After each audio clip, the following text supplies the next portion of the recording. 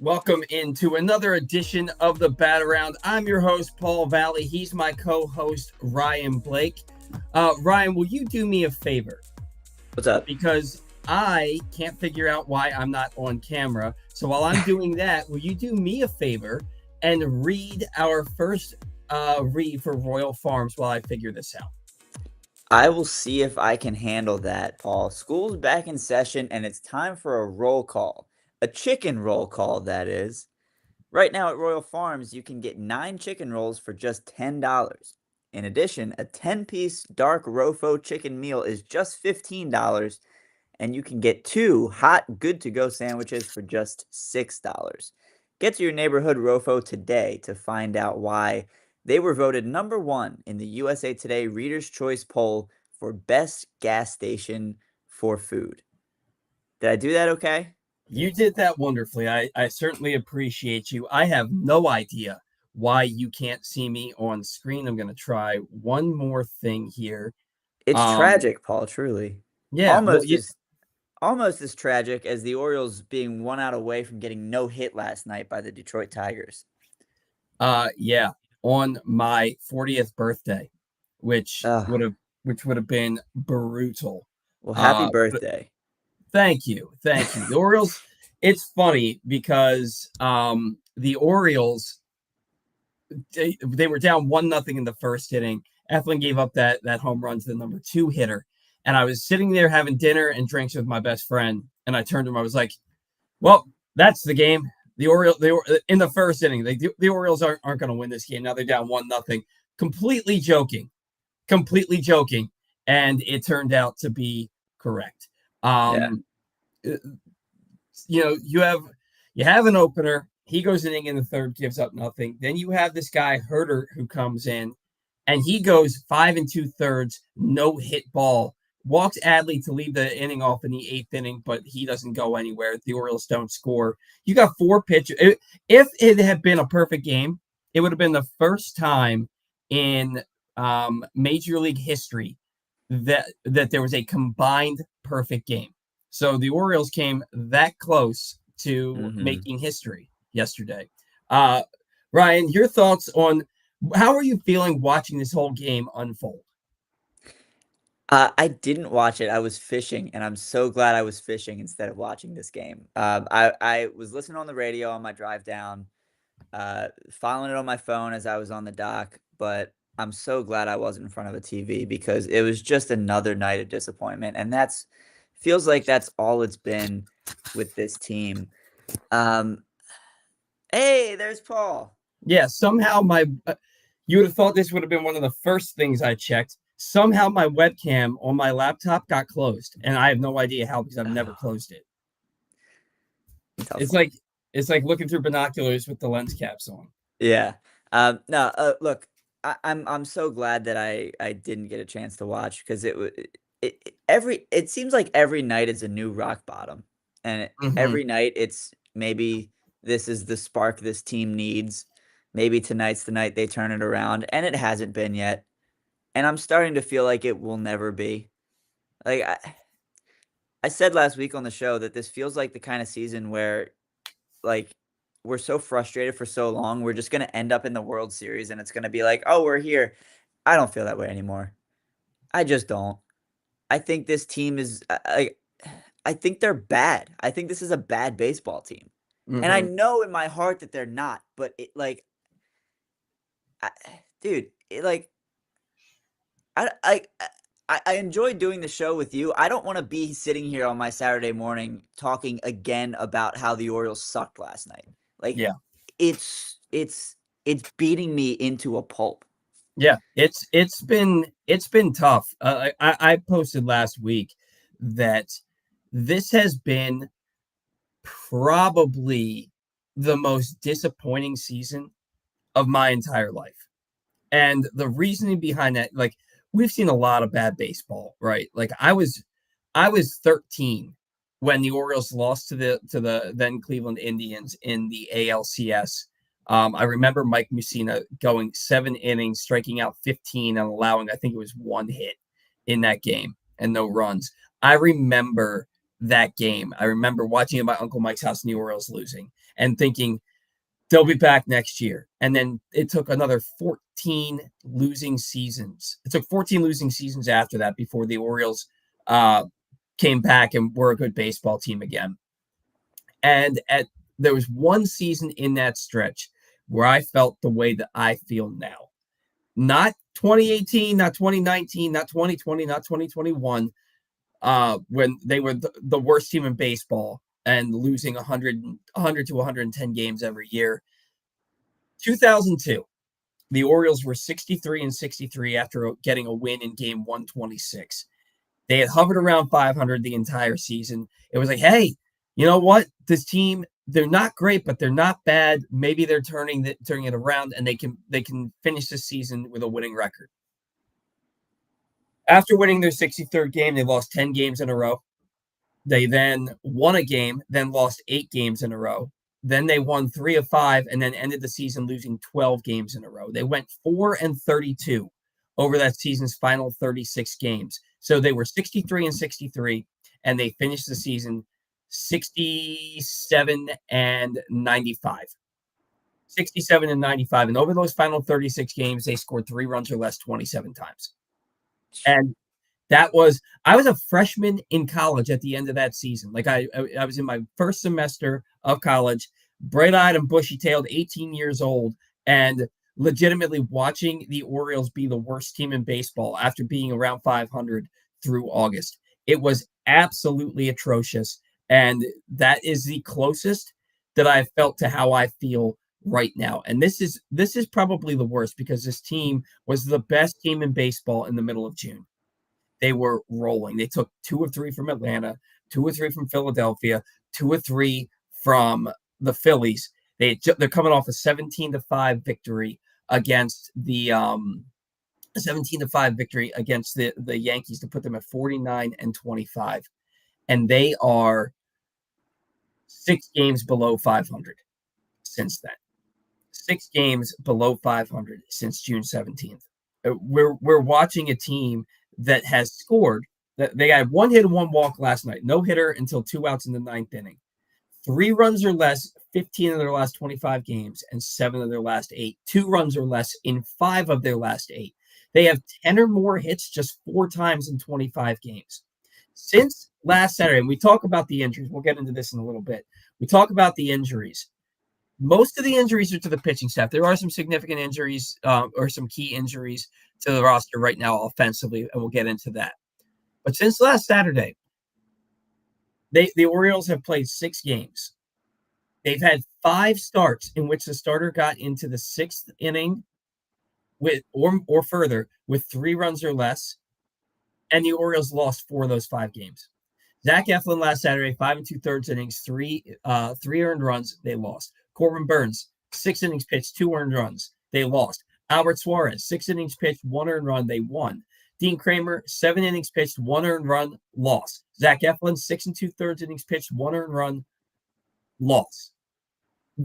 It's a collective. It's a collective slump for the entire team that is now more than a month old. Now more than a month old. We talk. Somebody asked me, because this is in the last 25 games, and I chose August 17th as that point. Somebody asked me why I chose August 17th. Well, on August 16th, the Orioles lost to the Red Sox 12-10. It was the final game of a 22-game stretch where the Orioles scored 126 runs. They averaged 5.73 runs per game over that 22-game stretch. Since then, they have scored 3 runs or less 15 times in 25 games. They're averaging under 4 runs per game, and they're averaging just about 3 runs per game if you take out the 6 games against the White Sox and Rockies. This team has been brutal offensively. Adley Rutschman has been terrible for 3 months, and he either bats second or fifth. He should be batting 5th or lower. But last night, explain to me what he's done to have Brandon Hyde bat him 4th last night. Cedric Mullins hitting .233 was your 3-hitter last night. Ryan O'Hearn's batting average has gone from .294 on July 3rd to what is it now, .255 on September 14th. This entire team is slumping at the same time, And it's happened multiple times this year. And now you're doing it in a soft part of your schedule where you had an opportunity. Brian, we ended last week's show talking about how the Orioles had an opportunity. Like, what's their magic number? They could clinch by the middle of next week. And now, not the middle of this past week, but by the middle of actually like next week. And now it's like they are 4.5 games up on the Twins for the final wild card spot and 7 games up on Detroit for that final wild card spot. Look, I think they're going to make the playoffs. I'm like pretty sure of it. But the fact that we aren't positive says something. Yeah, I mean, I'm 99% sure the team's going to make the playoffs. Are they going to win a playoff game? I don't know. Are they going to win a playoff series? Probably No. not. Do I hope they do? Do I hope they surprise us and we magically end up in the World Series like I said could happen? Of course I do. I want nothing more than that. But man, it's so hard to watch right now. I mean, the pitching has been solid. The starting pitching especially solid. It's the offense that's losing us these games. And it's a shame because the lineups look good on paper. But Adley Rutschman stinks right now. Colton Cowser stinks right now. Ryan He's so O'Hearn bad. stinks right now. Jackson Holliday stinks right now. Kobe Mayo stinks right now. Eloy Jimenez cooled off significantly. Austin Slater, same thing. Tony Tater's been fine recently, I guess. Gunner's been better.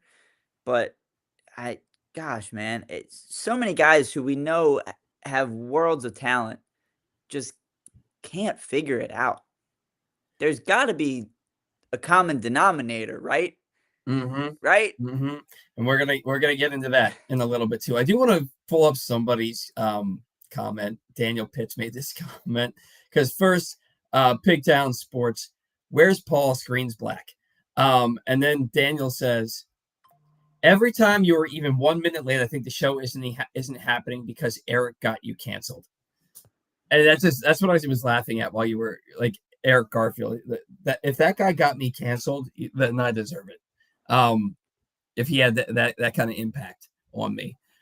Anyway, it's been really, really hard to watch. It's been like usually when the Orioles are really good and football season gets started, I don't even care. I'm like, I'll worry about football when baseball's done. And it's like now I'm like looking forward to these Ravens games because I get a break. Like it's a break. Somebody wished me a happy birthday last night, and they were like, Paul, why don't you take a few days away from baseball and go out and enjoy life? Like going to the Bruce Springsteen concert. And I hate Bruce Springsteen. I hate Bruce Springsteen, but like I think I'd rather watch Bruce Springsteen in concert right now than watch the Orioles, and yet I can't. I'm an addict. I can't bring myself away from them, and it's difficult because we've been trying to find like silver linings and light at the end of the tunnel and reasons to be optimistic that this team can get hot at the right time and go on to win a World Series. But like you said, I don't believe it anymore. This was an opportunity for them. They lost a game to the White Sox 8-1. Was it 8-1? Yeah, 8-1 to the White Sox, and they got 4 hits. And it was the only pitcher they faced in. It was the only pitcher they faced in like a week whose ERA was below 5, and they got 1 run and 4 hits in that game. And so now I have no faith. I'm not going to bet on the Orioles to do anything other than they'll get to the playoffs and not make a lot of noise. But if you are betting on the Orioles to go win the World Series, you may have a gambling problem. And if you or a loved one has a gambling problem, call 1-800-GAMBLER or visit helpmygamblingproblem.org for free confidential services. That's 1-800-GAMBLER or visit helpmygamblingproblem.org for free confidential services. Ryan, we're talking about how bad this team is offensively. And here's a question for you. How much does this team miss? Well, I don't know what's going on with my eye, but how much does this team miss Jordan Westburg, Ryan Mountcastle, and Ramon Arias? You look at Jordan Westburg. With men on this year, he was hitting .309 with a .943 OPS, and with runners in scoring position, .274 with a .931 OPS. Ryan Mountcastle leads the team in doubles, and he's hitting .280 with runners in scoring position. Ramon Arias was hitting .307 with a .993 OPS, 5 home runs and 17 RBI in his last 21 games before he rolled his ankle. And on the season, 314 with a 909 OPS with men on, and 322 with an 878 OPS with runners in scoring position. How badly are the Orioles missing these guys? I would have never thought, based on how like Ryan Mountcastle's been since June and just who Ramon Arias is, that they would have this big of an impact on this roster and this lineup. But it seems like they are sorely missed. Yeah, especially when you consider that all three of them are right-handed hitters. We've got guys who are in the lineup daily now who can't hit lefties, and you're stuck with it, right? Westberg, I think, is one of the major cogs that keeps the machine turning. He's for a quiet guy, he's great for the vibes. He reminds me a lot of Nick Markakis. His teammates love him. He's a professional, consistent hitter, does his job. Been great with runners in scoring position, great in situational hitting. I think the team really, really misses Jordan Westberg. And it's great that he's been back around the team. It's great that he's, swinging a bat now. It looks like he's pretty much a full go on baseball activities based on what I'm hearing and seeing on social media. But I think Westberg is a huge impact. And I think, you get him back in the lineup, it could give the team a jolt. Maybe that's the jolt the team needs. And I feel like an idiot saying that because we've been saying that so many times. And it's just, he's a guy you want to have in your lineup day in and day out. Mm-hmm. Ryan Mountcastle, I didn't realize he was still leading the team in doubles. By 2 over Gunnar. Yeah. I mean, wow. And then Ramon Arias just came out of nowhere to have an incredibly hot month of August. And he was the guy that, like, all of August is like he's the guy we wanted at the plate, which is weird because the whole month before that we wanted him DFA'd so that they'd call up Kobe Mayo. Mm-hmm. And I generalize when I say we, of course, but a lot of us were kind of on that boat. His hitting wasn't there. His defense had fallen off a cliff since the Gold Glove a couple years back. But he was the guy for this team in August, and then he gets hurt and. Who's the guy now? Do we have a guy? Do we have any dudes that are still dudes, Paul? I mean, I think it's Gunnar. I think it's Gunnar, and then Santander when he's not swinging a pitch is 3 feet above the strike zone, like the one last night where he struck out to end the game. And look, and it's hard for me to kind of hate on Tony because he's got 41 home runs. A lot of them have come in some really big situations. But look, even guys like Gunnar shrink in big situations, and you can just tell that a lot of this team is pressing. They're trying to put the team on their own shoulders and carry them to the finish line and make something happen, get back to who they were. But it's really, I don't know. It felt like June just sucked the life out of this team. They played really, really well all through June, but they had one day off that entire month. I think they had 2 days off in a 44-game stretch or something like that, or 43-game stretch. And I think that it just sucked the life out of them. They got tired, and then they never really just bounced back from that. They never came back from that. And now you take 3 of your better right-handed hitters out of the lineup. And then you talk about the injuries to the pitching staff. Grayson Rodriguez has been on the IL for 6 weeks now. Danny Coulombe and Jacob Webb have been hurt for a good while now, but they're both throwing rehab. They could be back this week. But again, it's not really on the bullpen or the pitching staff. It's the offense that's not producing. It's just there's not one person has stepped up and said, this ain't happening anymore. Let's go out and win some effing ball games. It hasn't happened, and it's, I think this team is just, you would think that somebody like Gunnar or Adley would be the leader. And Gunnar, I think he tries to lead, but he's got to start coming through in big situations. And yeah, I love the fact that he broke up that no-hitter in the 9th inning, but he got a triple, and then what happened? The guy behind him struck out anyway with another runner in scoring position. I mean, I can't believe I didn't look up the stats for how they're doing with runners in scoring position. It has been so bad, probably because it's like a repressed memory, and I'm just depressed every time I see it. But somebody has got to step up and lead by example. And Adley, I don't think he wants to be that guy, and I don't think that Gunnar knows how to be that guy yet. And Santander, I think Santander could be that guy, but there's too much up and down with him throughout a season. It's and so is it James McCann, the backup catcher, who's the guy that leads by example? That should have been a turning point for this team in the second half to like really get it kicked into gear, and it looked like they did when he took that fastball off the nose, and then immediately Jordan West and then Jackson Holiday comes up and hits a grand slam in his first game back, and then Jordan Westbrook gets hit on the hand, breaks his hand, and he's out for the most of the rest of the season. It's like you're damned if you do, you're damned if you don't. They just feel snake bitten with all the injuries and all the opportunities that they've had to turn things around. They just haven't been able to do it. I don't have a good segue for this, so I'm just going to tell you today's show is brought to you by the Arthur Mollett Show.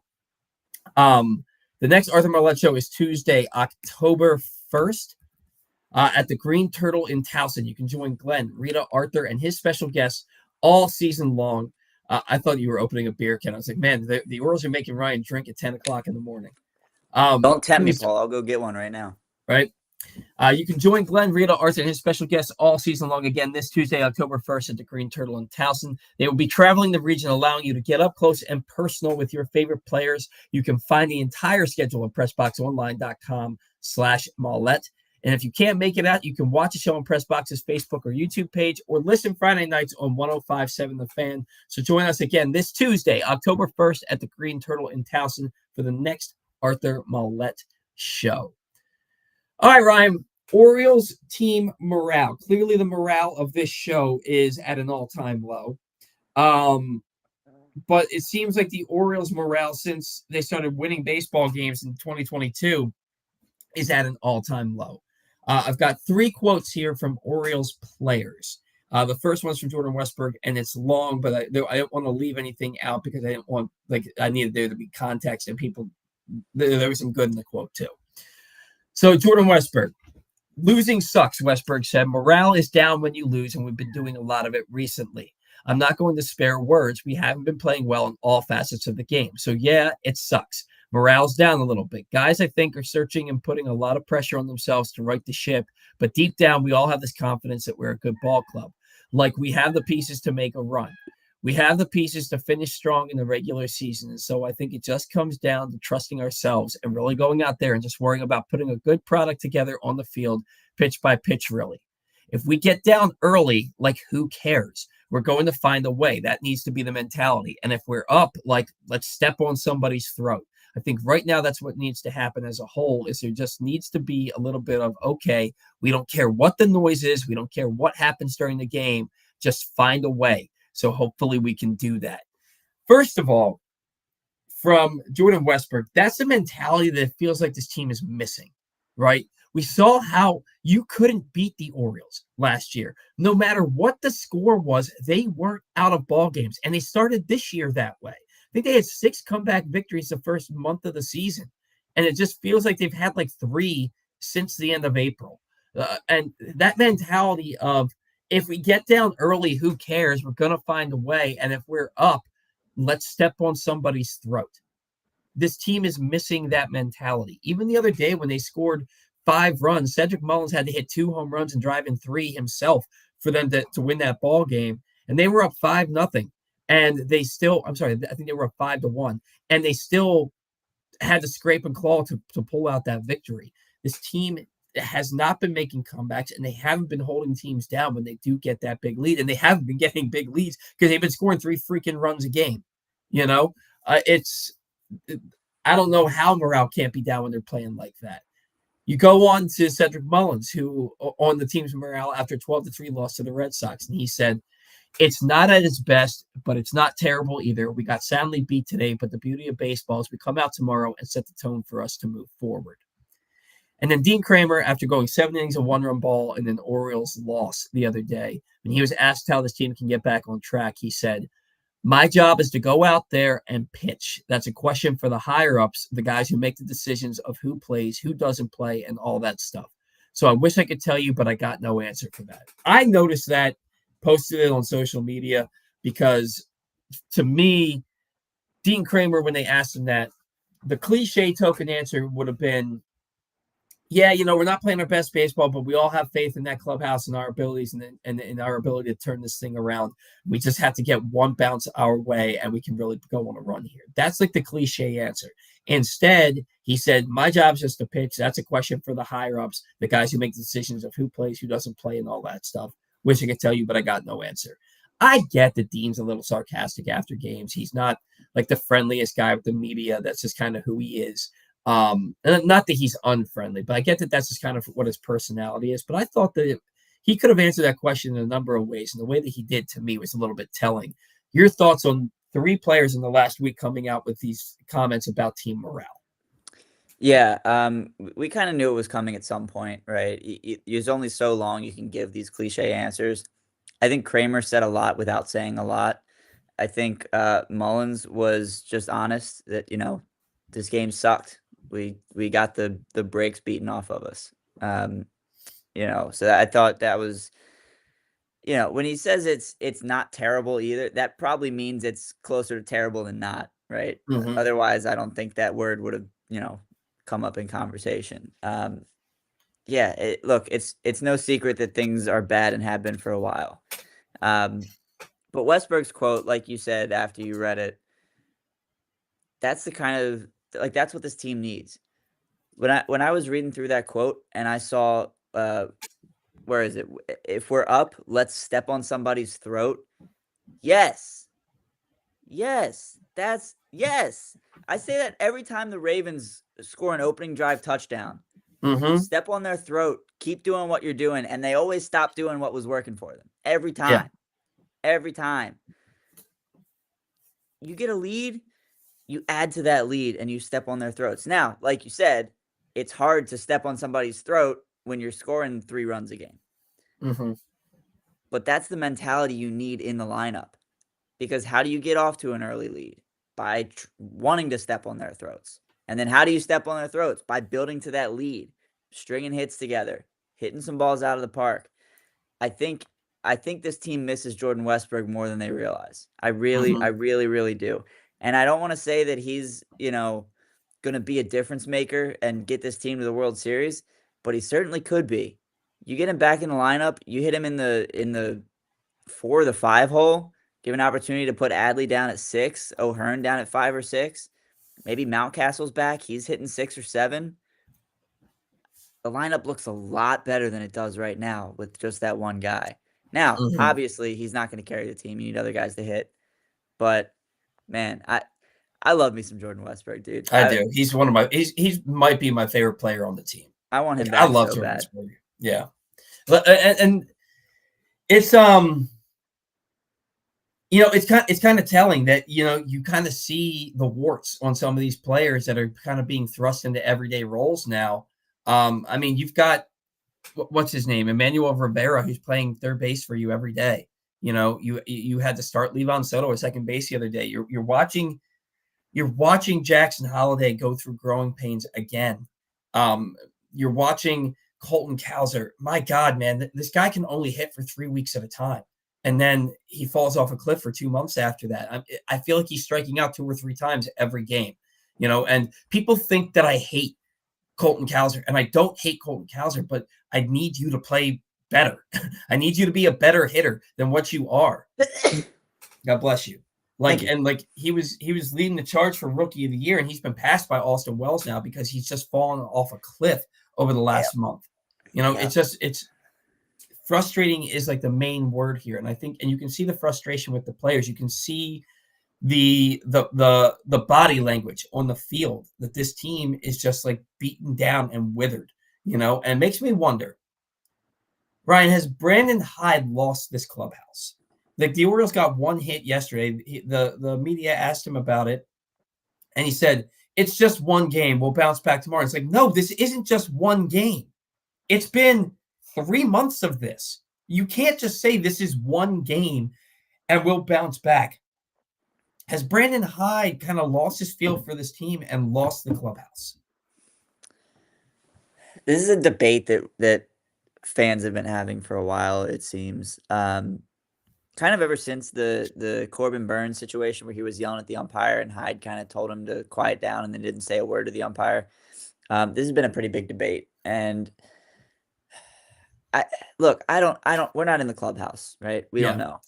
We see the quotes from some of these players. We see the body language of a lot of these players, and we see the body language from Brandon Hyde, and it has not been good lately. Does that mean that something happened and these players don't like playing for Hyde anymore? I don't know. I don't think we have any way of knowing that. Does it mean that Brandon Hyde is tired of bad baseball and isn't putting his best foot forward and trying to bring the clubhouse back together, as my cat brings a loud toy over to me? I don't know, right? And we have no way of knowing that. Again, with that said, I think based on a lot of the body language, it's kind of leading us to believe that maybe he hasn't lost the clubhouse, but that he's not helping the clubhouse, right? Right. And we've been saying for years, we don't know if Hyde's the guy to lead this team to a World Series. What we do know is that he's a good players manager, and the guys like Hmm. playing for him. I don't think I can confidently say that anymore. Yeah. I'm just not sure. And again, we can't put ourselves in the clubhouse. We don't know, but it certainly seems that way on the surface. And does the front office see that? You'd think. You'd think they'd understand that. Problem is, and we've said this before, we have no idea what his contract looks like. We have no idea what Mike Elias's contract looks like. They keep those things in a safe, buried 50 feet underground. Hmm. So who knows what's going to happen in the offseason? I was talking to a buddy at work yesterday. Maybe the Orioles need to get swept out of the playoffs again to get rid of Brandon Hyde. I don't know, man. It's just there's so many factors that are going into this and so many things that have gone wrong. It's just like I almost don't care. And I do, right? I do. I love this team more than anything. Hmm. And even when I'm so frustrated that I don't want to sit in front of the TV and watch, I'm still following the game on my phone because I care, because I want this team to Hmm. win. But there's a part of me that's like these are these are 26 guys who don't know me. I don't know them. I was born in the area. They play on a baseball team in the area. That's my connection to them. Does it really matter that much? It's just baseball. But like you said earlier in the show, it's an addiction. I can't get away from it because I love this team so much. I've loved them through the bad. I love them through the good. And I don't know, man. I'm kind of rambling. That's just those are the It's vibes right now. That's the mood right it's now. just hard, man, because like you said, you feel so strongly about this team, and like you watch them every day. You like they play every day, and for the last 3 months, it's every day. Like you wonder, are they going to win tonight? It used to be you knew they were going to win tonight, and if they didn't, that was the shocker. And it's like you have a long day at work, you come home, you're like, yeah, it's the Orioles play in an hour. I'm gonna go, I'm gonna get something to drink. I'm gonna go walk the dog, and I'm gonna sit down and watch some Orioles baseball. And it's like I can't tell you how many times I've been looking forward to an Orioles game over the last 3 months, and I come home and I sit down to watch it, and they just s the bed, and it just like ruined my night, you know. And I bounced back after a loss pretty quickly, despite what people may think. Like because they play so frequently, not every loss like just crushes my soul. But when they start to pile on top of each other, it's hard not to feel like it's soul crushing, and then to watch the same manager do the same things, make no changes, do nothing different while this team is playing some of the worst baseball we've seen in 3 years. It's I don't want to watch that anymore. I don't want to watch that guy lead this team anymore. And so my question now is, does Brandon Hyde survive the offseason? Right? They're not firing him in season. They're not doing anything in season. It's September 14th. But does he survive the offseason? I think if they win a playoff series, yeah. I also think they can fall back on all the injuries and say it wasn't really his fault. Um, I hope that's not the case. I mean, I think we've both been pretty clear that we want Hyde gone. Mm-hmm. And maybe we're idiots. Maybe we're wrong. Maybe Hyde's a great manager and the players aren't producing in the situations he puts them in. I, maybe Mike Elias is to blame for all this. Who knows? But I think, you know, you go to the playoffs twice in a row and you don't win a single game, you're probably losing your job. Yeah. I So mean, I don't know how he kept his job after losing streaks of 8, 14, and 19 games in 2021, and yet he did. yeah, Now you go to the playoffs last year, you're the second best record in baseball, best record in your league, and you don't win a playoff game. This year, you have the best record in baseball. As recently as like a month ago, and now your team can't score runs, and it's looking like you're going to be a one and done in the playoffs. It's just really, really it's hard to watch. You feel like you're just watching a car crash ahead of time, knowing what's coming. Knowing that brick wall is coming up and that car is gonna fold up like an accordion, and you can't do anything to stop it. So, but if Brandon Hyde does survive the offseason, does the coaching staff?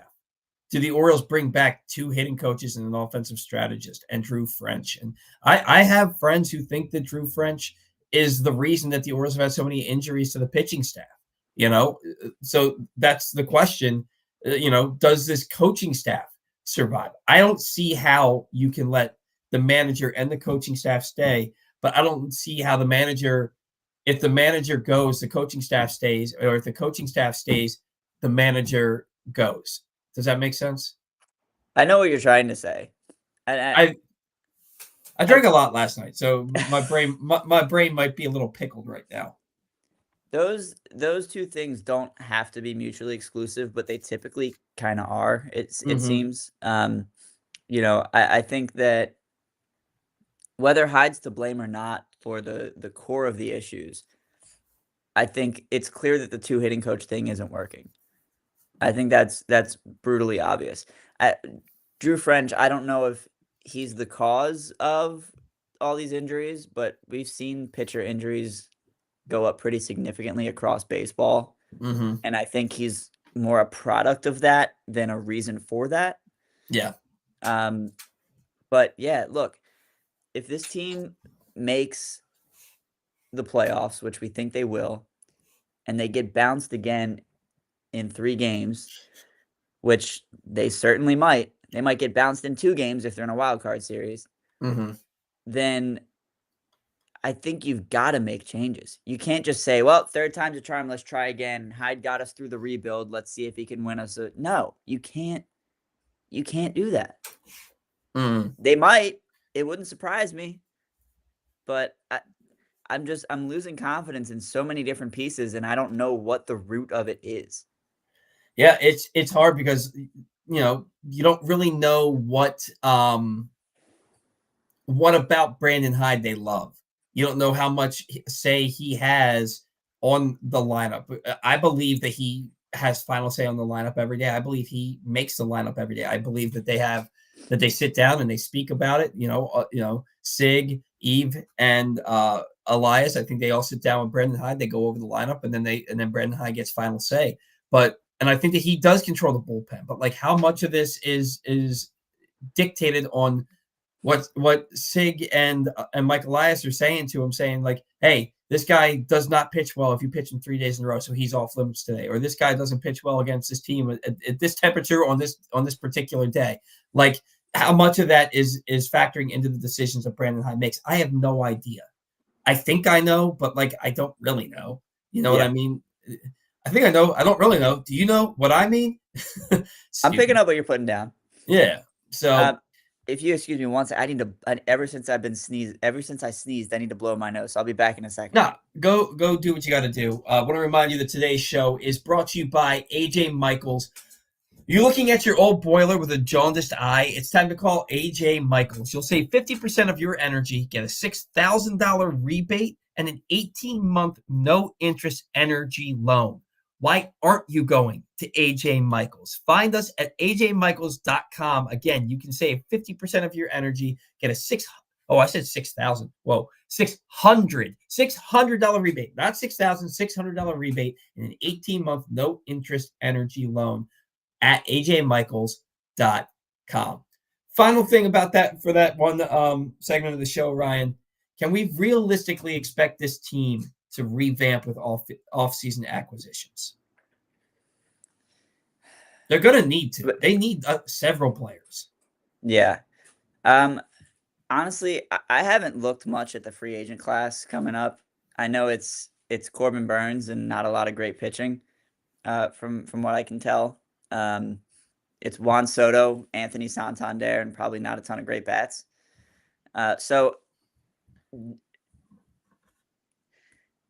do I think that this new ownership will want to open up their pockets a little bit? Yeah. Do I think that that caliber of player is going to be available to the Orioles? Probably not. I mean, you brought up that the Orioles need to sign Juan Soto in the offseason, which, yeah, I think you can say that for every team. We would Mm-hmm. love to have Juan Soto. You said it's not going to happen, and I agree with that too. I don't think Mm-hmm. he's coming here. But if it's a choice between Santander and Soto, and ownership is willing to spend whatever it takes for either of them, I love you, Tony Taters, but it's Juan Soto in a landslide. Mm-hmm. Again, though, I don't think that's going to happen.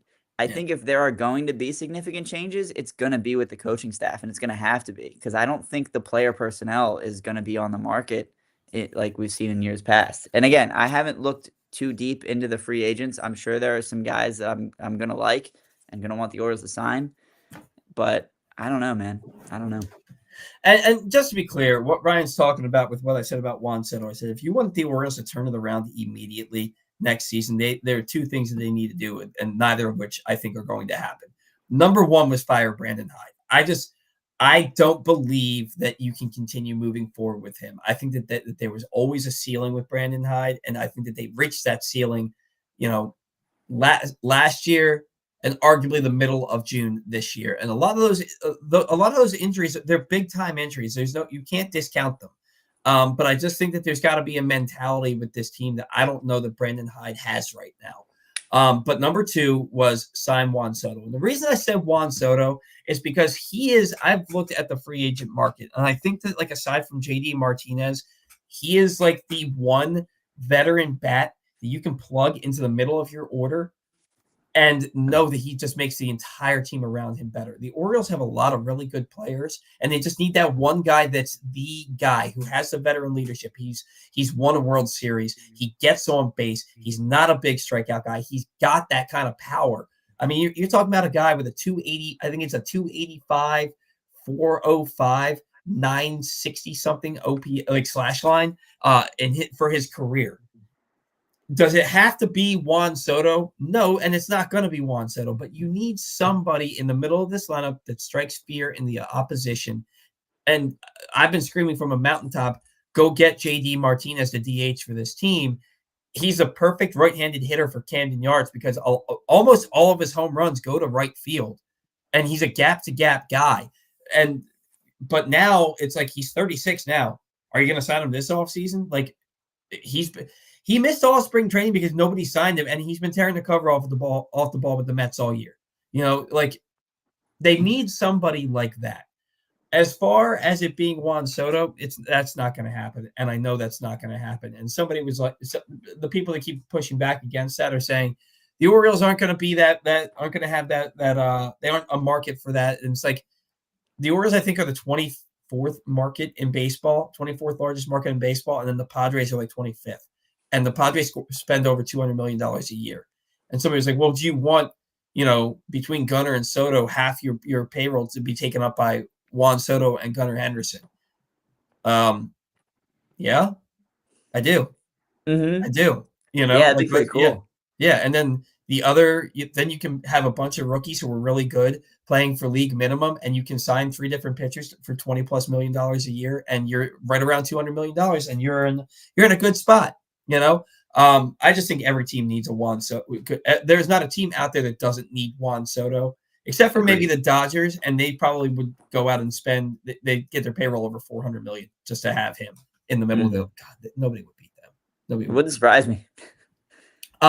So today's show brought to you by Glenn Clark Radio. If you missed anything from Glenn Clark Radio this week, including the inaugural Arthur Marlette show, the special guest Bo Brady? Is that how you say his name? The linebacker. The undrafted free agent guy who made the Yeah. Ravens. I don't know. I know who you're talking about. I don't know how to say his name. Yeah, I wish you would have put this in here phonetically. Anyway, I'm going to say Bo Brady because I like the way it sounds. Former Ravens wide receiver Mark Clayton, star Maryland receiver Ty Felton, and the Sandlot creator David Mickey Evans, remembering James Earl Jones. Find them all right now in the Glenn Clark Radio Week in Review feature at Pressbox Online, and watch or listen to GCR every Monday through Friday at 10 a.m. at PressBoxOnline.com/radio or right here at Facebook and YouTube. All right. AL contenders wrap up. It was not a great night for the team standing in front of and directly behind the Orioles. It was not a great night for the Orioles in that regard. With both teams failing to get anything going offensively the first 5 innings, the Red Sox seemed to take control, getting 2-run homers from Yoshida in the 6th and Trevor Story in the 7th to take a 4-0 lead. But it was the Yankees who ultimately seized control, scoring 5 runs in the bottom half of the 7th. The big blow coming in the form of an Aaron Judge grand slam as New York went on to win 5-4 and extend their division lead over the Orioles to 3 games with 14 to go. Kansas City scored 6 runs in the 2nd inning, highlighted by a Salvador Perez home run, and Alec Marsh struck out 11 over 5 in a 3rd innings of 1-run ball as the Royals took care of business against the Pirates 8-3 to close the gap for the top AL wildcard spot to just 2 games. And finally, Ellie De La Cruz smashed a grand slam, and TJ Friedl collected 3 RBI on 3 hits, including a home run to lead the Reds over the Twins 8-4. The loss dropped Minnesota's lead over Detroit for the final wild card spot to 2.5 games. The latest edition of PressBox is available now. On the cover, Bo Smolka profiles Raven star safety Kyle Hamilton, detailing his path from being the son of a basketball player to choosing football, being overlooked in the draft, and turning into a defensive unicorn as a playmaking Swiss Army knife in the NFL. Also inside, meet college football players from all of the area's D1 programs and some of the area's college soccer standouts as well. You can find that print issue of PressBox all throughout the region, including at 60 Royal Farm stores, and you can read it all at PressBoxOnline.com. All right. As for today's game, Corbin Burnes takes the mound again for the Orioles, looking to build off his 6-inning 2-run performances last time out, even though they lost 2-0. Corbin is 1-2 with a 2.25 ERA, 4 earned runs in 16 innings pitched his last 3 starts after pitching to an 8.71 ERA in 20 2/3 innings pitched his previous 4 starts. Overall, he is 13-8 with a 3.18 ERA and a 1.146 WHIP. Burnes has never faced the Detroit Tigers in his career, so this will be his first start against them. The Tigers have not announced their starter yet. I don't give a crap about what the Orioles lineup is going to be because until they score, more than 2 runs or get more than 1 freaking hit, it doesn't freaking matter. Yep. What's on tap? The Orioles conclude their series with Detroit tomorrow with a 12:10 start time. Cade Povich will take on Kiter Montero. Povich is 2-8 with a 5.91 ERA and got beaten handily by the Red Sox his last time out, allowing 4 runs on 5 hits and 2 walks in 4 2/3 innings pitched. The Tigers will counter with they will counter with Kiter Montero, which I already said. Montero is 5-6 with a 4.88 ERA. His last outing, Montero threw a complete game shutout against the Rockies, so he'll come close to duplicating that performance against the Orioles on Sunday. Another 12:10 start time. After the series with Detroit, the Orioles return home for their final homestand of the regular season when they face off with San Francisco for 3 games before welcoming Detroit to Camden Yards for the final weekend series of the season. All right, Ryan, do you want to read County Sports Zone for us since I've been talking for 10 minutes? I would be happy to. High school sports season is officially underway. County Sports Zone will be reporting every score from every event with every school at every level throughout the state all academic year long. Check it all out right now at countysports.zone. Is that supposed to say countysportszone.com? No, countysports.zone. Oh, cool. All right, that's cool. That's cool URL. countysports.zone, proudly sponsored by your local Toyota dealer and buyatoyota.com, not to be confused with buya.toyota. That threw me off, man. I didn't expect County Sports. I didn't know .zone was a thing you could have. Yeah, I didn't know it was a thing you could have either. It threw me off the first time I saw it too. I'm thrilled to see that that's not a typo. Yeah. So, all right, it's time for Take the Rake. Ryan, I took Gunnar Henderson last week. You took Anthony Santander. Overall this season, I have 9 wins to yours and Dylan's and Zach's 6. And there are 4 ties. I think we have 3 take the rakes left before the end of the regular season. So you've got to come away with, depending on who won this one, you either got to come away with 3 straight victories, or if I won, I think I clinched the regular season. I think so, yeah. I didn't realize that my magic number was 1. So, all right. I had Gunnar Henderson. Gunnar Henderson in the last week is 7 for 26 with a double. I'm sorry, 2 doubles, a triple, no home runs, no RBIs, 2 walks, 6 strikeouts, 1 stolen base. That's a 269, 321, 423, 745 slash line. He had 3 runs scored.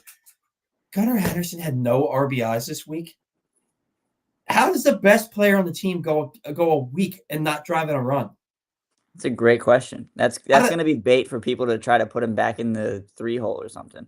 Oh, good Lord, man. No RBI. Anthony Santander went 5 for 22 this week. 2 home runs, 4 RBI, 4 walks, 7 strikeouts, 227, 346, 500, 846 slash line. Dude, it is really can this go over here? It can't. Okay. Gunnar had the better. Tony hit 227, and it's hard for me to give somebody that hit 227 the victory and take the rake. But his on base percentage was 345 to Henderson's 321. His slugging percentage was 500 to Henderson's 423, and his OPS was 846 to Henderson's 745. And Santander hit 2 home runs and drove in 4. I got to give it to Tony. I think this is the first time that somebody has hit 40 points worse than their counterpart and take the rake, but won because they were by far and away the more productive hitter. Like Gunnar's triple came with 2 outs in the 9th inning to break up a no-hitter. And like Tony had a home run to tie the game the other day, and he drove in 4 runs. Like there was a game where he drove in all 3 runs for the team. Yeah. You know, like I've got to give it to Gunnar. I thought when I just saw the 269 batting average and Tony's 227, I thought I won. And then I looked at it deeper and I'm like, no, like I did not win. So you stay alive. You can still win this. You can still win the regular season. I think going into next year, we need like a scoring system so that it's like, instead of us just kind of looking at the slash lines, and especially like in a week like this where it kind of different categories go to different guys, I think we need to generate some kind of point system where it's like, a home run is worth this many points. A strikeout is minus this many, a walk is plus, like whatever, things like that. Yeah, that would make it fair. But I think that but let's say that Tony hits 2 home runs, Gunnar hits none, but Gunnar hit 500 this week and scored 6 runs. Yeah. But Tony hit 227, but drove in 4 to Gunnar's none. It's not Gunnar's fault that nobody was getting on base for him to drive them in. You know what I mean? Yeah, I don't think RBI should have a significant impact. But. Yeah, I think being productive. Yeah, we can come up with that. We can come up with some kind of scoring system for it in the future. But you got the win. You got the win this week. I've already updated the standings. I have 9 wins. You have 7. So we have this episode. We have next week's episode. And then the following Saturday is that's the second to last game of the season. So we have 2 weeks left, really. And then the postseason starts. But we always go through the postseason anyway to determine the winner of Take the Rake for the season. But yeah. All right. Well, we'll see if I can at least make it interesting, tie the standings up by the end of the regular season, and then little playoff tiebreaker action or something. Okay, so we'll do this. Whoever wins the regular season gets, no matter what happens. So like if I clinch next week, right? Like if I win next week and I get my 10th win of the year, and you can't win 10 at that point, I get first, because we always take 2 players for each postseason take the rake. We each get to take 2 players. I get to pick the first 2 players first, regardless of what happens in the final regular season take the rake. Does that make sense? Yeah. Okay, so we'll do that to make the regular season standings matter. Because it still comes down to total at the end of the year. Cool. So, all right, you get first pick. Who you got? I want to take like Jordan Westberg so bad. I know all year I've been kind of goofing around with take the rake a little bit and taking, shots in the dark here and there. I took Kobe Mayo before he was called up, hoping that he was going to be called up. I really want to take Jordan Westberg in the hopes that he gets activated today by some surprise, because I know he was hitting in the cage yesterday. Minor league season's over. I don't think there's any rehab assignments out there for him.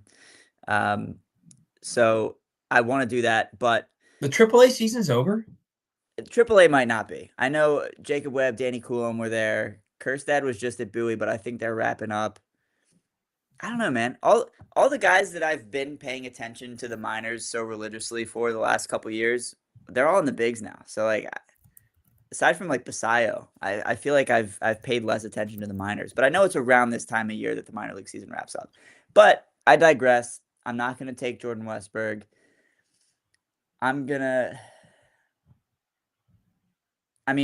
It's Gunnar. It's got to be Gunnar, right? I'm playing to tie the regular season standings. I've got to take Gunnar. He's the best hitter on the team. Yeah. All right, you're going to take Gunnar, and I don't think Westberg's coming back to the final week of the season. Probably not. So I feel like it's another Kobe Mayo situation where you thought he was getting called up, and he just didn't get called up, and so you got no statistics for that week. I'll take Westberg next week. There's the confidence right there. Yeah. So let's see. It's like now it used to be whoever took Gunnar, the other guy took Adley, and vice versa. And now it's Adley has been buns lately. Buns. It's Gunnar and it's Tony, right? Who else on the team? Do I take Seti? Yeah, screw it. Seti's been better. I still don't love him in the 3-hole, but he's been hitting. I gotta take Tony. I have to. No faith in Emmanuel Rivera. Yeah. I gotta take Tony. I mean, if he hits a couple home runs, I gotta take him. All right, today's show has been brought to you by Project Game Day. Pressbox's Project Game Day is back for another season. You can join Glenn Clark. You can join Glenn Clark, Rita Hubbard, and Super Bowl 35 champion Femi Ayanbadejo after every Ravens game this year as they break down what happened and why and what we learned in each game. You can find the show at PressBoxOnline.com/game day. That's Pressbox's Project Game Day, every Ravens game day, all season long. All right, time for some viewer interaction here. Let's get to these chats. Not a lot of viewership today, but that's okay. That's kind of be expected. Like Ryan just said, I love the terminology. The Orioles have been playing like buns, so I to not have a lot of viewership today, I kind of expected it. Like, who wants to talk about a team that got one hit by the Tigers last night? So let's see. Pigtown Sports, I believe his name is Zach. He said, blame the kids, Paul. I blame everybody. I don't know what specifically you're talking about, but I blame the kids. I blame Brandon Hyde. I blame the weather. I blame the Charm City Connect, the what is it? The City Connect jerseys. I blame the grain of the grass and which way it's facing the sun. I blame it all. It's everything and everyone is to blame. Then he goes on to say, I'll be happy to win one game in October. What if it's the first game? The Orioles come out the first game of the postseason. They win like 8-0 with Zach Eflin standing on the mound. And you're like, oh my God, they're back. And then like the next day they lose like 3-1. And then they lose the third game like 2-0. And you're like, oh, they were not back. Yeah. We Yeah. thought they were back during the Astros series. Tony hits a go-ahead grand slam. Jackson clears the bases with a pinch hit double. It's like, all right, things are turning around. Then we're right back to sucking for a little while. There were like 3 or 4 games in a row where the Orioles scored every single one of their runs on one hit Yeah. in the game. Like it was the grand slam by Tony. It was a 3-run double by Jackson. It was a 3-run homer by Arias. And it just felt like there was a bunch of games there where it was one big hit scored the runs.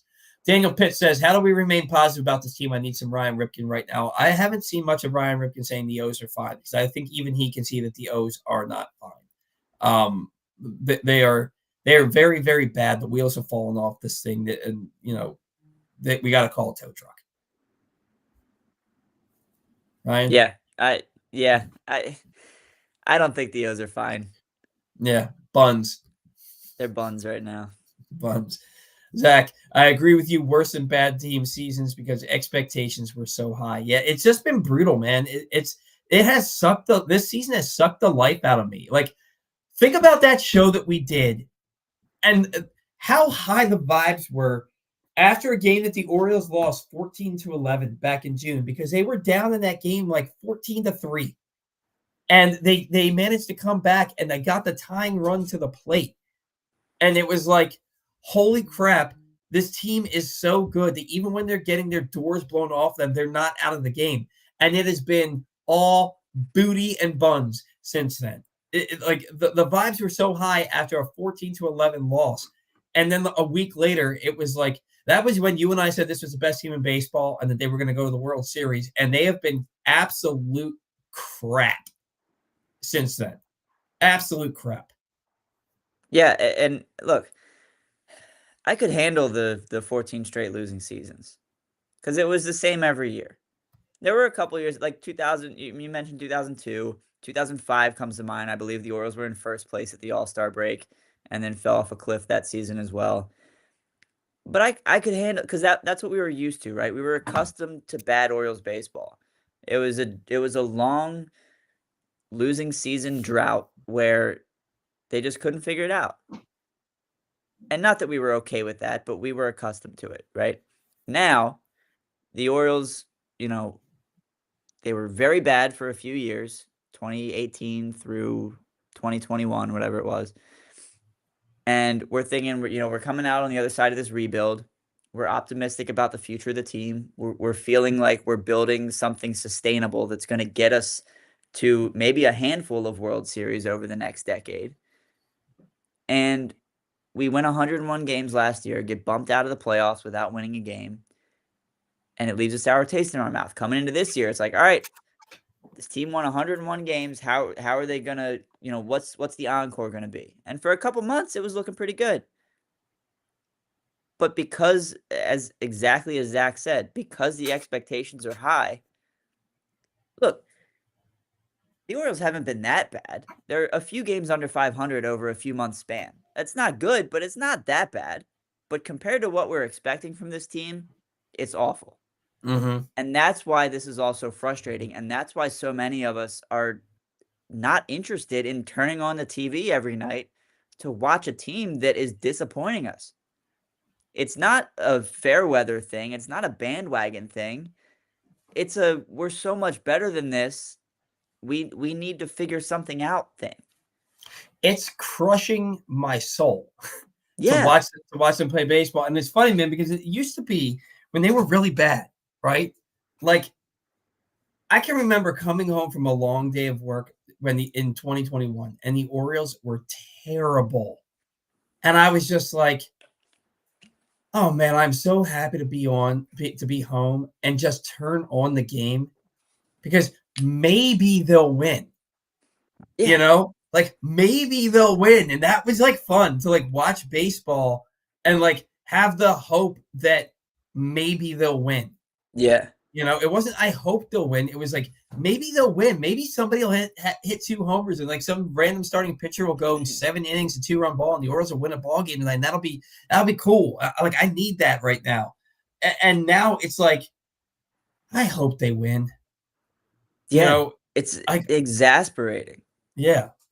It used to be where, you lose and it's like, whatever, we lost again. But when we win, it's Mm-hmm. that the image, and I didn't watch The Simpsons, but we've all seen the picture of the ha ha, you know? Yeah. Like, it was that when we won. That was way more fun than coming out expecting to win and being upset when you lose. It Yeah. was it was more fun when the Orioles genuinely sucked. And it's so weird to say that because obviously all we ever wanted and all any of us want is to see this team make it to the promised land. So But it was let's more fun being a fan when the expectations were low. let's kind of put the caveat on that a little bit. It was more fun when they sucked and having the hope that maybe they'll win today, and kind of like Yeah, when you lost to when the team lost, you got to be like, "Ha, you lost to the Orioles, you suck." You know what I mean? exactly. Yeah, Like kind of like when the Orioles lost to the White Sox 8-1 last week, right? Like that was like for White Sox fans, like, dude, like this team is awful. Like you suck. You know what I yeah, mean? Like kind of what we did to the Yankees when the White Sox beat them 12-2, right? That is more fun than what we're doing right now. But the most fun time to be a fan was all of last year and the first 2.5 months of this year. oh, That without a is doubt. that is more fun than anything else. Yeah, Going out there, expecting your team to win and then actually winning, that is the most fun that I've ever had as a baseball fan. And like that's what I want back. Like I got that like all of last year and then like basically half of this year. And now it's just been like every day it's like, God, please don't let me down tonight. You yeah. know? And I don't mean to imply that I would rather the Orioles be bad than good. That's not the Yeah. case at all. There I are just some people I think that would take it that way. I knew what you meant, but yeah. like, so we had to kind of explain a little deeper. Yeah, All right, I Dan. appreciate you clarifying that for me. Yeah. Daniel Pitts, how do our two hitting coaches still have a job right now? I don't know, man, but they're deleting their social media accounts. You've got players coming out saying, we suck right now, and it sucks, and everything sucks, and Brandon Hyde sucks. And, like players, fans, people over in China all know that it ain't good right now for the Orioles and the hitting coaches. How do you have two hitting coaches and an offensive strategist and you keep scoring 3 runs or less? And I think it's so funny because you watch the beginning of a game, right? And you hear Kevin Brown like a month ago, he was like, Orioles averaging 5 runs a game, number 1 in baseball. A couple weeks later, the Orioles averaging so and so amount of runs per game, number 2 in baseball. Then, like the Orioles, they've scored this many runs, 3rd most in baseball. And then, like earlier this week, I heard him say, like the Orioles, they've scored this many runs. They're the fourth highest scoring team in baseball. And it's like they've gone from the highest scoring team in baseball to 4th in a very quick period of time. That's how bad the offense has been. And so, like, not everybody's surviving this season. On that coaching staff. I can tell you right now, there's going to be some turnover there.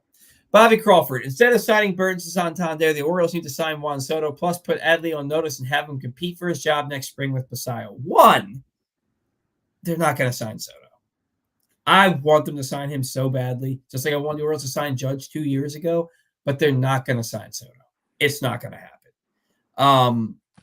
And 2, put Adley on notice. He's 25, 26 years old in his 3rd big league season, tasting his first taste of failure. He doesn't need to be on notice, and he doesn't need to compete for his job next spring with a 21-year-old kid who isn't as good of a defensive catcher as Adley Rutschman. Like, I think that they plan on moving Basayo to first base. Adley doesn't need to be put on notice. Adley just needs a freaking break. Adley needs an offseason to get away from this whole team needs an offseason to get away from baseball. Speaking of catchers that need to get away from baseball, did you see this the other day? A guy in the Colorado Rockies organization, Minnesota Twins, I believe. Oh, that's what it was. But was it a Colorado minor league team though? I think it was a Colorado. Was it a Twins draft pick who was with the Rockies now? No, I can't exactly remember. I'll find the Jeff Passan tweet. But it's a catcher who was pulling a Crash Davis. He was telling his team had a lead for a playoff spot, and they were facing the team that was directly behind them. And this catcher was so tired of playing baseball this year that he wanted his team not to go to the playoffs so that he could get a break earlier on in the year. And so he's telling the hitters what pitch is coming. And they won like 4 straight games against him or something like that and knocked them out of the playoffs before they got there. And like those players told their manager, who told the manager of that guy's team, who told the upper ups, and now that guy has been released from his contract. He'll probably never play professional baseball again.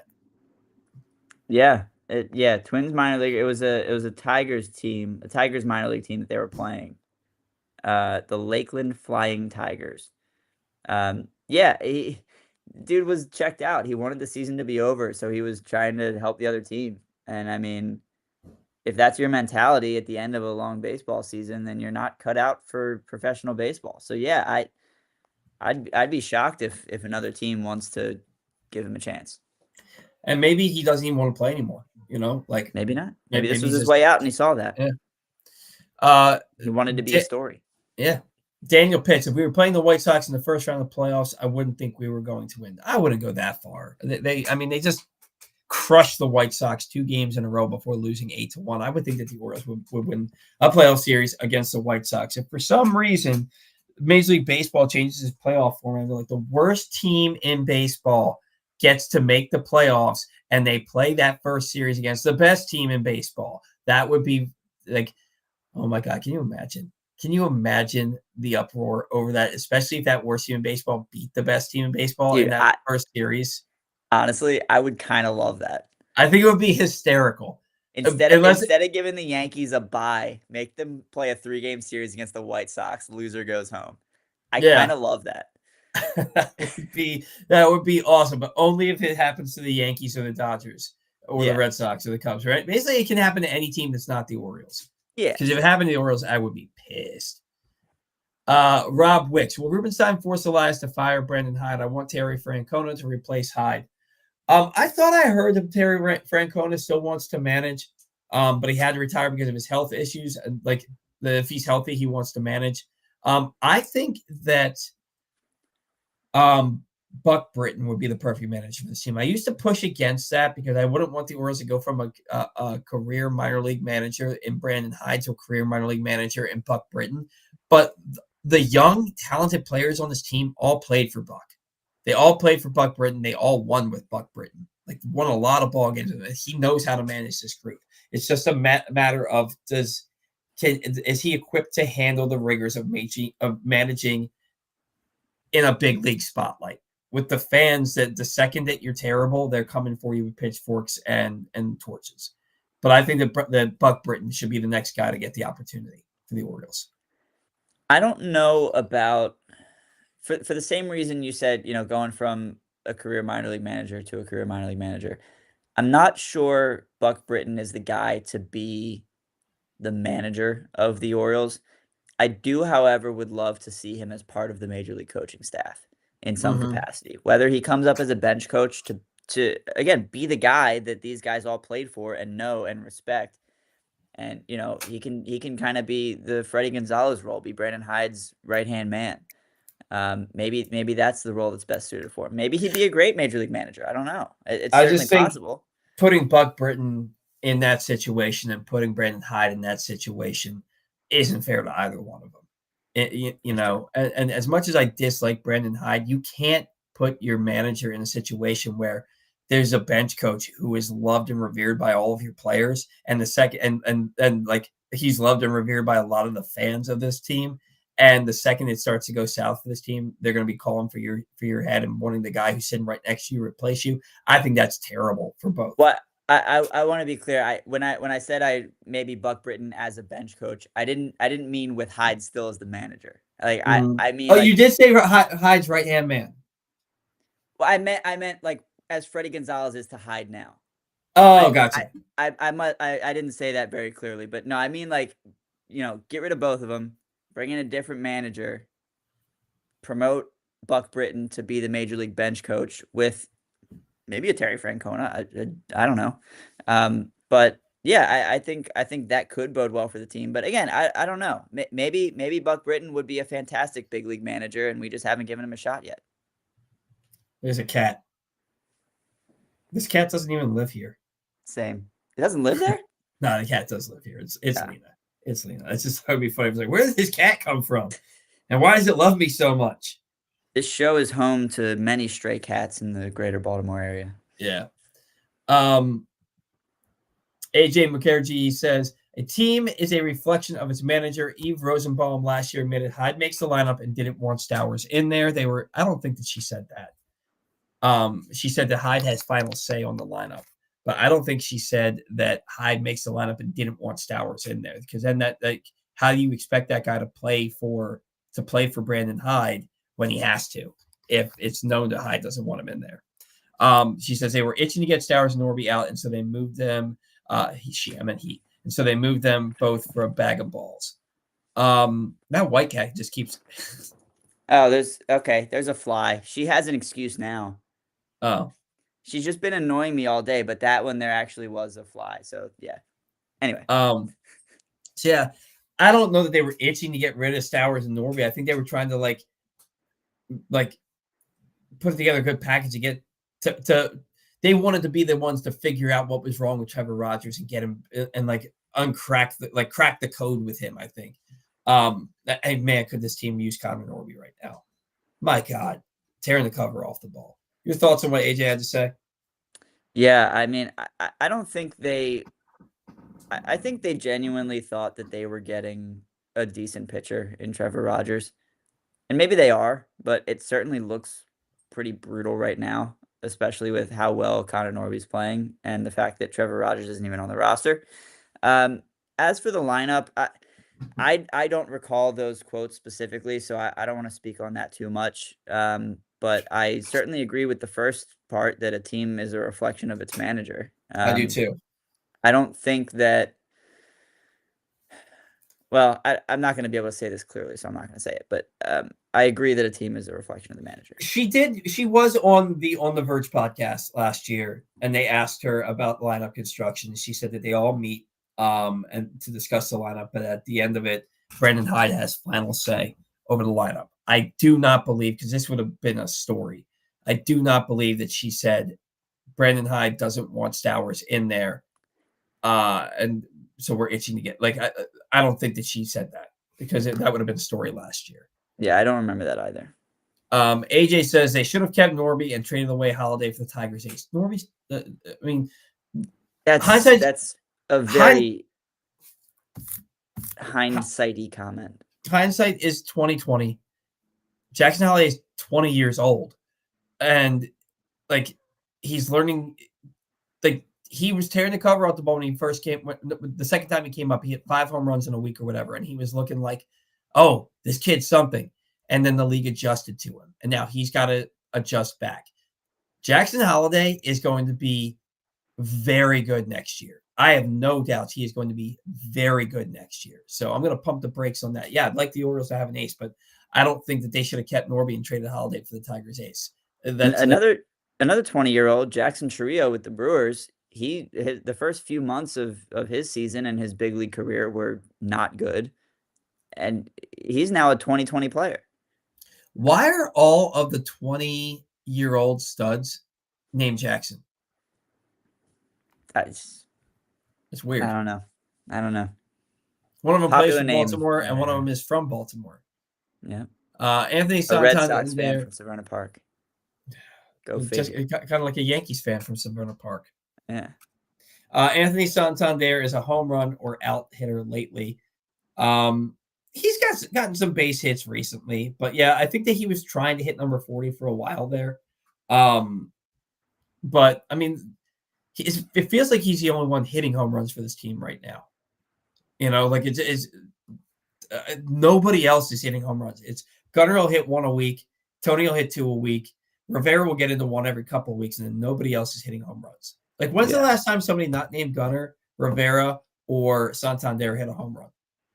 I think the only other guy has really been Cedric. Yeah. Yeah. I mean, it feels like Adley hasn't hit one in a year and a half. It feels like O'Hearn. Neither Ryan has homered in quite some time. Mayo doesn't have his first one yet. Holiday hit 5 in a week, like you said, and then doesn't have one since. And that was back at the beginning of August. It's the middle of September. So Eloy got his first Oriole homer on the road in Colorado. Hasn't hit one since. All he does is hit ground balls. Yep. That honeymoon's over. AJ, Hyde is way in over his head. They need a real manager, Joe Madden, Hyde's old boss, or Tito. I think that Joe Madden actually is retired. I think he has no desire to manage anymore. Tito, if he wants to manage, I think he will. I think it just depends on his health. I mean, he's had some serious heart issues over the years. I think that he might be forced to be done. We'll see. Daniel Pitts, I love that you hate Bruce Springsteen. Dude, he has one of my favorite comedy lines is from what's the guy? The I'm Not For Everybody guy. Pete Holmes. Pete Holmes, he was on a show and he's like, what's the deal with Bruce Springsteen? Have you ever heard that song? He's like, hey, little girl, is your daddy home? Did he go and leave you all alone? Like it's so creepy. And like Bruce Springsteen, the way he sings, it sounds like he's taking a dump and really straining every time he sings. Like there's like 3 songs of his that I like legitimately like, and then like the rest of them to me, like, get out of here. Zach Goodman is obsessed with him. Like Zach Goodman and Ken Weinman should go have a picnic and listen to Bruce Springsteen for hours on end. Those guys love him. And basically, if you were born in New Jersey, you love Bruce Springsteen. It's like it's you to be a citizen of that state, you have to love Bruce Springsteen. I think that it's like required. I just have never been a fan. Before you bring up the next comment, I know there's a little bit of a pecking order, but can you bring up the comment that's 3 above the one from Daniel, from Randall? I can't stand Bruce. How did I miss that? There's the one on the screen right now from Daniel. I love that you hate Bruce Springsteen, and then 3 above that, Randall. I can't stand Bruce Springfield.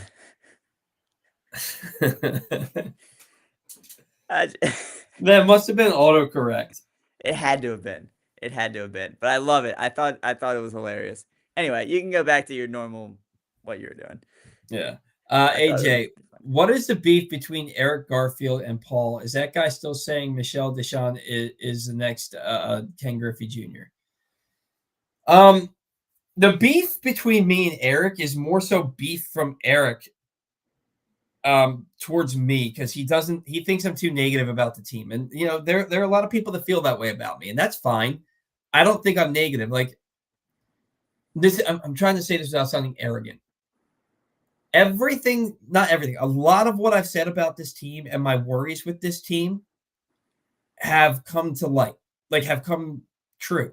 Like Colton Cowser is still striking out 2 to 3 times a game. Like the offense doesn't have that number 4 hitter. Like this team, the things that I was nervous about is what this team is struggling with. You know, when the rotation went down, and with the bullpen without Felix Bautista and Craig Kimbrell being like the only addition, and then trading Connor Norby and Kyle Stowers for Trevor Rogers. Like that's his name, right? Trevor. Mm-hmm. Yeah. Like I'm not gonna sit here and say I'm always right, because I'm wrong plenty of times, but like I think I'm right more than I'm wrong, and I don't think it's negative. I think it's realistic about this team. And Eric just thinks that he's called me a baby. He's called me a clown. He said that I'm the worst kind of fan, this and the other. And like, maybe it's because I don't respect Eric's baseball opinion. I don't respect his baseball opinion. I don't respect his Orioles knowledge. And maybe he could see it on my face and in my body language when we did that Orioles family feud a couple of years ago when his team beat my team in the finals. And like, I was not happy that I lost to Eric. Because I don't respect him as a baseball analyst or as a baseball mind. And so losing to him did not sit right with me. And maybe he caught wind of that. Maybe he saw that in my reaction to losing. But I had no idea that he had an issue with me until he just attacked me. But not even attacked me in my comments to somebody else back in May. I don't really want to spend any more time talking about it, but like the beef is really on Eric's side. And my beef has been like, you had an opportunity to talk to me man to man about it, and you chose not to. And then you told on me for striking back at you. So like I don't respect him as a human being. I don't respect him as a man. I don't respect him as a baseball mind. I think he's a little boy, and I have other opinions about him that I won't share on here because they're really, really mean. Randall, our O's are in serious trouble. If they don't start hitting, they don't make postseason. Hyde and batting coaches should be replaced if the O's fall short of the wild card. Randall, I'll let you take this one. I mean, they're going to make the postseason. Mm-hmm. They're, what do you say, 7 games up currently? They need to take one. If they get swept by Detroit, I'll start to worry a little bit. Yeah. They But need to take then, these next 2 games. The Yankees aren't losing right now, and the Orioles are. Like, the division's not out of the realm of possibility, and there's a big 3-game series coming up with New York. I believe it starts a week from Monday. So, like, the Orioles need to pick it up. That series needs to mean something. You know? I agree. But yeah, look, they're 7 up in a playoff spot right now over the Tigers. They win one of these last 2, and that's going to be 7 games still 2 days from now, with 12 to play at that point. Mm-hmm. They're going to make the postseason. Yeah, and we've talked extensively about Hyde and the hitting coaches. I mean, we don't think they're the guys to carry this team, and I think even if they make the wild card, if you get swept out of the playoffs again, or you fail to win a playoff series, or you don't advance past the ALDS, conversations have to be had. Mm-hmm. So I don't think it's a matter of the team missing the playoffs. They start discussing getting rid of Hyde and the coaches. I think it's a combination of all of it. But again, I think if we see Hyde back next year, it's because either A, the team inexplicably goes on a postseason run this year, or B, the front office, I guess, settles for the fact that it was injuries that, caused the turmoil of the team this year. I think those are the 2 factors that would, keep Hyde around. Me too. Daniel Pitts, have you heard the theory that the manager doesn't make the lineup that the GM does from the Brandon Hyde apologists for 2.5 years? Yes. They claim the manager is just there to make sure the clubhouse chemistry is good. That's not a manager. If people genuinely believe that Brandon Hyde doesn't make the lineup, doesn't make the bullpen decisions, doesn't have anything to do with what happens with this team, that he is a puppet, the Orioles could pay anybody to be that. They don't have to give Brandon Hyde $4 million a year, whatever it is that he's making, to be a puppet and a yes man. They could pay somebody. Pay me $250,000 to take a spreadsheet and to call you up and say, hey, who should I put in the lineup? Who should I bring in from the bullpen? Who should start? Who should we call up? You don't have to pay me millions. You can pay me 6 figures and I'll do that for you. It's a really stupid theory. It's non-serious, and it's from people that think that they're smarter than everybody else. And you're not smarter than everybody else. You have no clue what you're saying. And it's the same people. Somebody told me that Adley's slump is 100% on Adley. It's not the hitting coach's job to get him out of a slump. That the hitting coaches don't really do that during the season. Then why do you have them? Why are they part of your payroll? Yeah. Why are you paying 2 guys and then an offensive strategist to be there in your dugout when if they don't do anything? Yeah. Again, you can pay to sit there in uniform and not do anything. Is the slump like at least 80% on Adley? Probably. Yeah. But the coaches are there to help with that other 20% and get you right. That's what good hitting coaches do, and they do it in season because that's when slumps happen, right? Yeah. It's a crazy thought process. It just doesn't make any sense to me. Randall says Westberg is a keystone of the team. He is a very important part, and it's been proven time and again.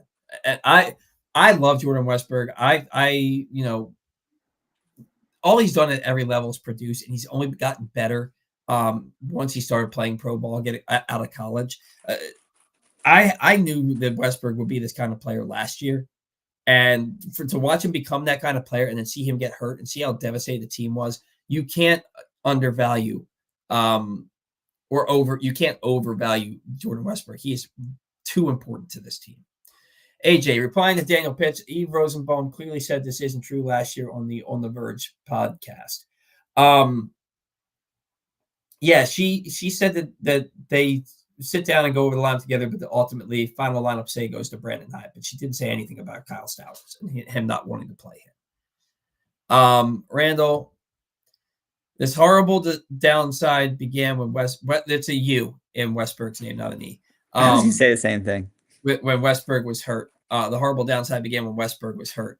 Yeah, no, they started playing. Well, you can really look back at Ramon Arias because Westbrook got hurt and Ramon. They called up Kobe Mayo. He really wasn't cutting the mustard, and then Arias started playing more, and he started tearing the cover off the ball. Arias getting hurt, you can see it. Like since he got hurt, this team has not scored many runs because they don't have anybody in their lineup that's consistently driving the baseball right now. AJ, last year in the playoff series, nobody hit except Gunnar and Santander. Randall says Gunnar can't carry this team. Daniel says we can't have our ace Albert Suarez pitch every game. We need to hit. Yeah, well, and Gunnar's not even carrying the team. Gunnar's coming up short in big situations a lot recently. If you can say that anybody's carrying the team, it's been Santander. But like these guys they all slump at the same time, but then they don't all get hot at the same time. They need to bust out collectively. They've slumped collectively. They need to bust out collectively. And they need to do it for more than 2 games. You can't score 9 runs one game, 8 games the next game, and then score 3 runs 4 games in a row. Yeah. Like let's put together a week here, guys. Like let's go out and do something here because they're not doing it. And every time they put together, they'll have a game where they score 8 runs on 13 hits. And it's like, all right, the offense is figuring it out. And then the next night, it's like 2 runs on 6 hits. And we're like, all right, we're freaking back to this again. And it's going to be another week of frustration. I'm just tired of it, man. I'm so tired of it. Dude, there are so many comments. There are so many comments left, and it's 11:30. Like there's the comment that's on the screen right now is from 10:21. Yeah. We have comments all the way up until 11:15.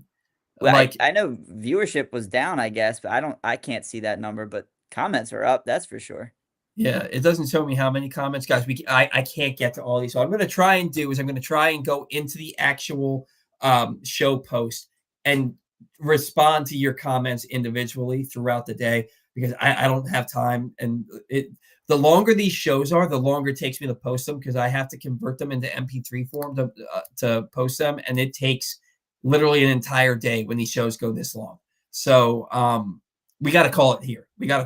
I will get to as many comments as I can in the comments section.